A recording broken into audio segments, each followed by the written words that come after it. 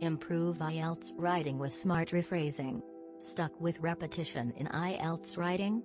Try these 5 rephrasing tips to boost your score and avoid losing coherence. 1.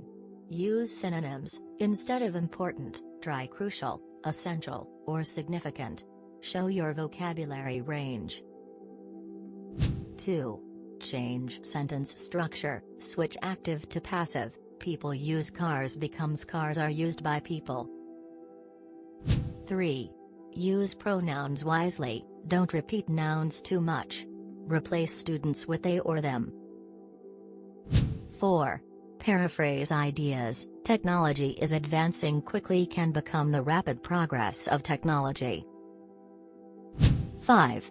Avoid overusing connectors. Don't use and repeatedly. Try moreover, in addition, or furthermore. Practice these tips to enhance your IELTS writing and aim for Band 8.